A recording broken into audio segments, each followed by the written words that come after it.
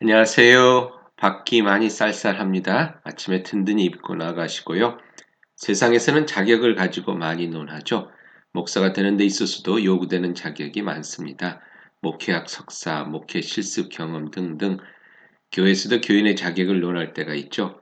특별히 교인이 되기 위해서 요구되는 것이 세례이고요. 로마서 4장에서는 구원이라는 복을 받을 자격이 무엇인지에 대해서 이야기해주고 있습니다.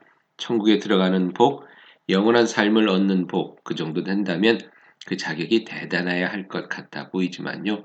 실제로는 아주 간단합니다. 그것은 오직 믿음. 아브라함이 자식이 하나도 없었을 때 내 자손이 하늘의 별처럼 많을 것이다 라고 하신 하나님의 말씀을 믿었던 것과 같은 믿음. 그런 믿음 하나만 있으면 된다는 것입니다. 우리는 세상을 살면서 자신이 자격이 되지 않는 것 같아 실망할 때가 또한 많이 있죠. 저는 가끔 내가 아빠 될 자격이 있나 하는 생각이 들 때가 있는데요. 목사할 자격이 있나 하는 생각도 자주 하곤 합니다. 목회를 하면서 요즘은 학교 다닐 때 공부를 조금 더 열심히 했었으면 하는 후회를 많이 하는데요. 물론 아직은 늦지 않았지만 목회학 박사라도 몇 년 전에 했었으면 하는 생각이 들 때도 있고요.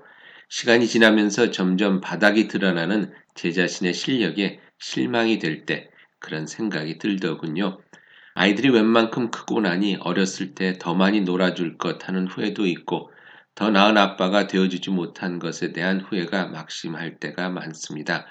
그러다 보니 소위 말하는 세컨드 시리즌이라는 자격지심이 들기도 하고요. 사도 바울 당시 이스라엘 사람들에게 있어 세컨드 시리즈는 할례 받지 못한 이방인들이었습니다. 그들은 하나님의 선택을 받지 못한 이른바 버림받은 사람들로 생각이 되었고요.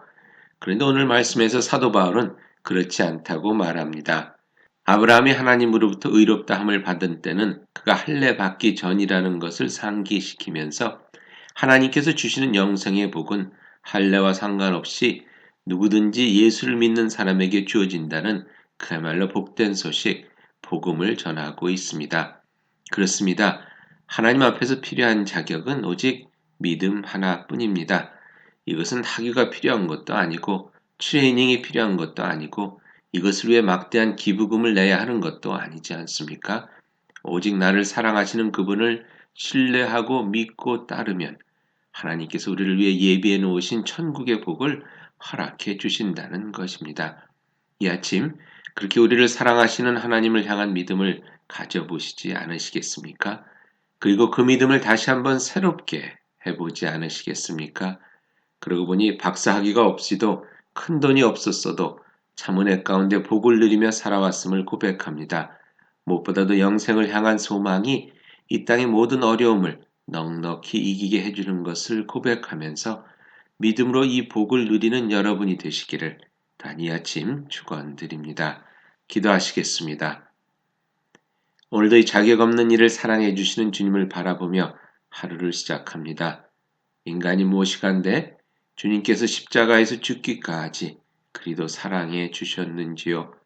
그 사랑을 알게 하시고 그 은혜를 의지하는 저희의 믿음이 되기를 예수님의 이름으로 기도하옵나이다. 아멘. 믿음으로 평안한 하루 되기를 축복합니다.